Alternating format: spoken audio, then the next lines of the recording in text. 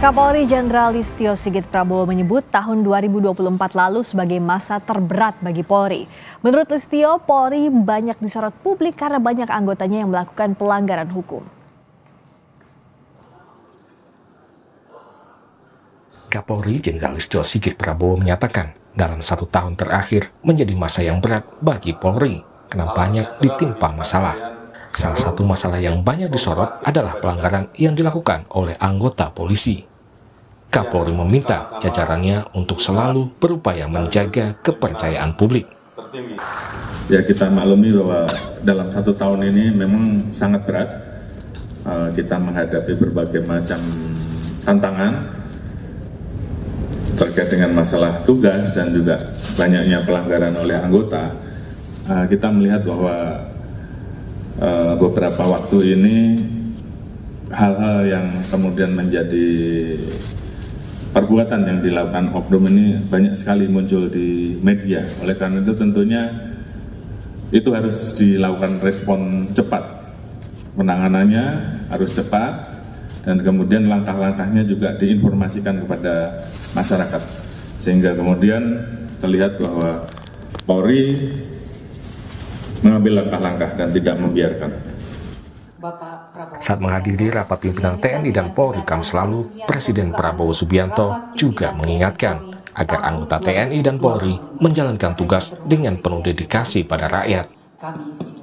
Rakyat yang menggaji saudara, rakyat yang melengkapi saudara dari ujung kaki sampai ujung kepala, rakyat yang memberi makan kepada tentara dan polisi, dan rakyat memberi kuasa kepada tentara dan polisi untuk memegang monopoli senjata. Dan dengan kepercayaan yang demikian besar, dengan menyerahkan kekuasaan kepada saudara-saudara, diharapkan, dituntut dari saudara-saudara pengabdian yang setinggi-tingginya. Banyaknya pelanggaran oleh anggota polisi menjadi sorotan publik.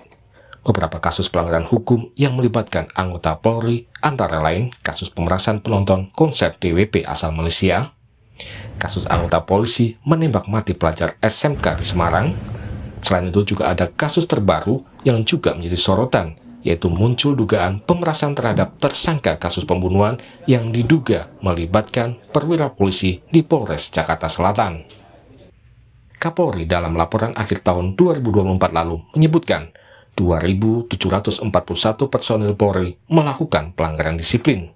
1.070 anggota menjalani penempatan khusus, 221 diantaranya didemosi atau diturunkan pangkatnya. Selain itu, ada 1.827 personil melakukan pelanggaran kode etik. Sebanyak 414 anggota polisi diberhentikan dengan tidak hormat dan 525 lainnya mendapat hukuman penurunan pangkat. Dalam survei Litbang Kompas awal Januari 2025, tingkat kepuasan publik dan citra lembaga kepolisian juga berada di posisi terendah jika dibandingkan lembaga penegak hukum lainnya di Indonesia. Tim Liputan, Kompas TV. Kapolri Jenderal Listio Sigit bilang tahun ini tahun terberat Polri karena banyak polisi melakukan pelanggaran. Lalu bagaimana Polri mengatasi hal ini?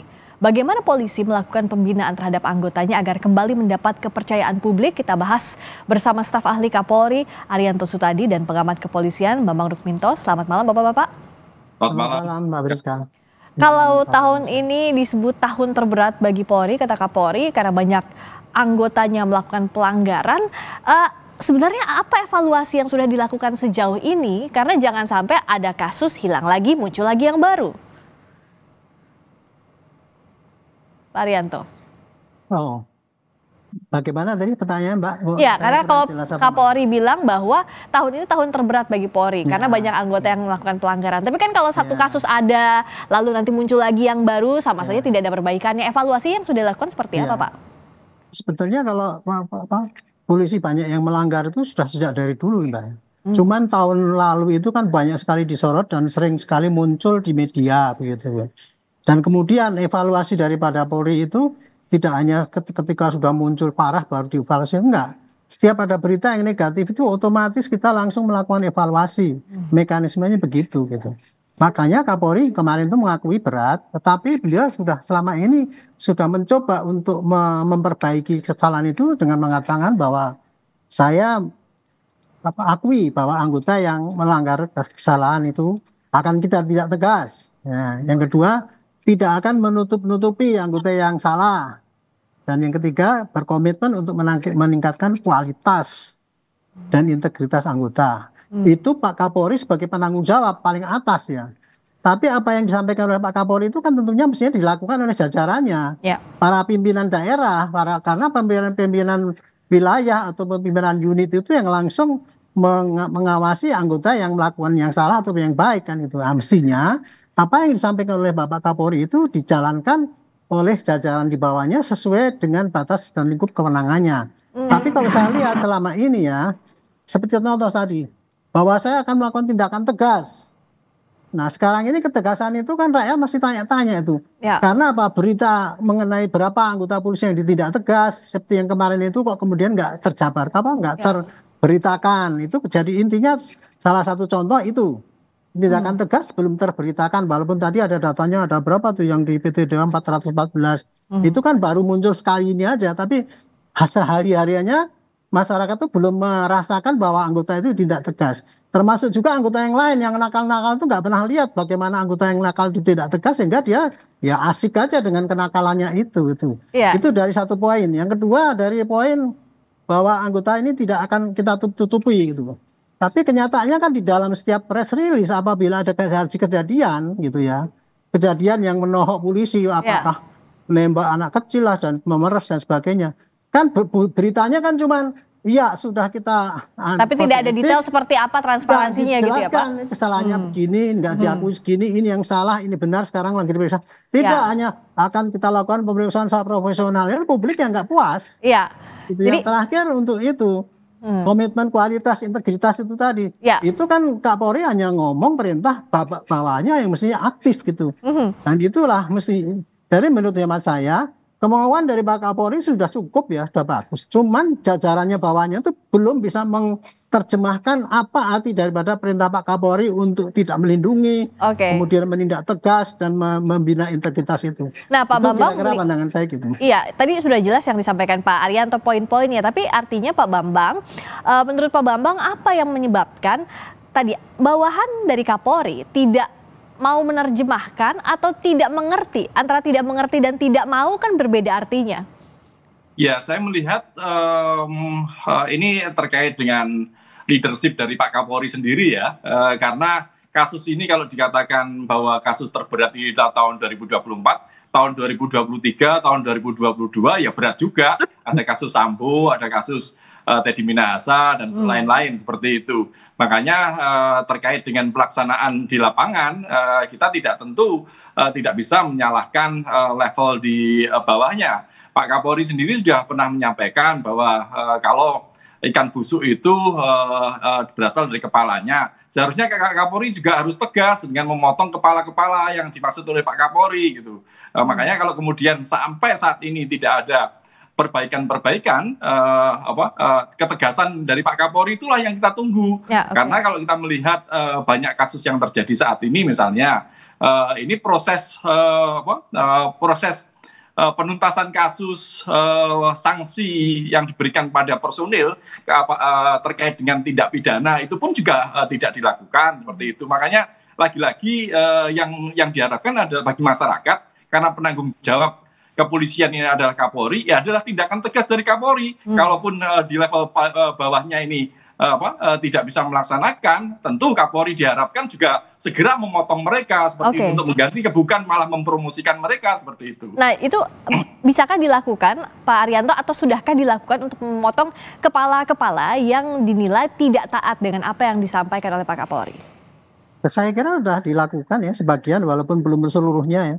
Contoh dulu waktu tahun kisah Pak Sambo itu, dia kan sampai dipidana itu, dihukum. Jenderal Teddy juga demikian, beliau kan mengatakan jenderal-jenderal yang masih tidak mau taat dengan apa yang saya larang akan saya tindak, direktur atau Kapolda. Dan sudah dibuktikan kan beberapa orang yang ada itu. Gitu. Ya. Tapi di sini Kapolri itu kewenangannya kan di pucuk pimpinan, tapi pelaksanaannya itu otomatis pada eselon-eselon di bawahnya itu ya sebagai pelaksana pembantu beliau, baik yang di pusat maupun di wilayah gitu. Jadi Pak Kapolri sudah memberikan perintah tegas, hanya kemungkinan ya kepada jajaran yang masih kurang sigap itu mungkin kurang dijewer gitu, kurang lebih ya. Sehingga jadi akhirnya ya antara yang baik sama yang tidak atau yang berkualitas sama yang tidak nggak kelihatan gitu. Jadi mana yang berprestasi mana nggak berkelihatan. Akibatnya ya kekurangan itu masih terus tetap saja menjadi warna daripada polisi. Dan kemudian yang lain-lain yang berpotensi untuk mencoreng nama polisi juga tidak jerah. Jadi tetap aja dia asik dengan suatu kesenangannya dia sendiri, nggak peduli bagaimana institusi rusak itu. Saya kira itu sekarang ini intinya cuma gitu aja lah. Keseriusan daripada perintah Pak Kapolri dan kemudian bukti bahwa itu perintah tegas itu dilaksanakan apa tidak gitu. Kalau tidak tegasnya harus dilaksanakan. Gitu. Dicopot ya kalau tidak nurut. Jadi jeweran seperti apa sih Pak Bambang yang harus dilakukan untuk memperbaiki citra Polri? Karena kan setiap ada kasus otomatis citranya turun. Ya, lagi-lagi ini kan terkait dengan konsistensi dari Pak Kapolri sendiri ya, terkait penegakan peraturan yang sudah ditandatangani oleh beliau maupun terkait dengan perundang-undangan yang berlaku misalnya seperti itu.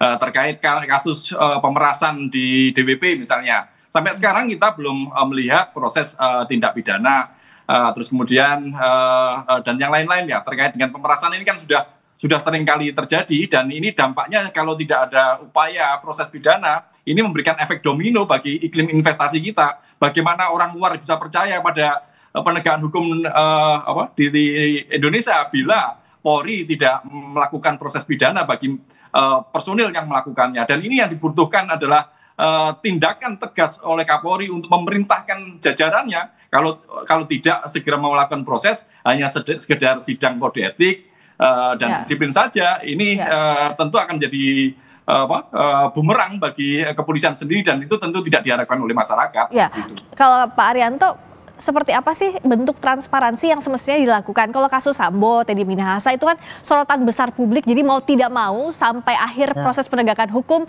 itu dipelototin oleh banyak orang. Nah tapi kasus-kasus lainnya apa sih bentuk transparansi yang bisa dijaminkan dilakukan agar kalau ada yang salah bisa tahu tindakan tegas apa yang sudah diberikan? Pak Kapolri sendiri di dalam rapim kemarin saya sempat mengkut perkataannya yang kita tuh dalam rangka itu memberikan itu transparansi itu jelaskan pada rakyat apa yang terjadi secepat mungkin secara transparan. Saya selama ini kan juga mengatakan gitu kan. Kelemahan daripada Polri selama ini ada menjelaskan kepada masyarakat. Polri selama ini masih terjebak pada pola-pola penjelasan model lama yang apabila ada terjadi kesalahan pada anggota itu tidak terbuka karena takut menambah coreng jelek polisi itu, termasuk juga seperti kode etik itu kan tertutup, nggak pernah terbuka. Padahal akhirnya juga sidang apapun terbuka, umum bisa melihat. Kenapa nggak sekarang kode etik itu terbuka saja biar orang tahu, oh ini memang yang terjadi itu kayak gitu, nggak usah kita memberitahukan, rakyat tahu sendiri gitu. Termasuk hukuman itu tadi kan, coba kode etik sudah jalan, tapi kemudian pidananya kan nggak jalan. Kemudian bagaimana pertanggungjawabannya itu kan nggak pernah diisikan. Kami sudah menyarankan ya pola-pola pemberitaan dari polisi itu yang tidak transparan itu mestinya dirubah. Tapi sampai sekarang kok kelihatannya itu belum jalan ya. Padahal Pak Kapolri sudah perintahkan bahwa robahlah cara itu, berikan rakyat itu sejelas-jelasnya supaya dia tidak tanda-tanya terus dan mengecap jelek polisi terus. Saya sudah mendengar itu. Itu ketegasan. Pengamatan saya. Ketegasan yang dilaksanakan itu yang dinanti oleh publik agar kasus-kasus ini tidak semakin mencoreng citra Polri dan bisa mengembalikan lagi kepercayaan terhadap Polri. Terima kasih Pak Arianto Sutadi, staf ahli Kapolri. Terima kasih Pak Bambang Rukminto, pengamat kepolisian. Selamat malam. Selamat.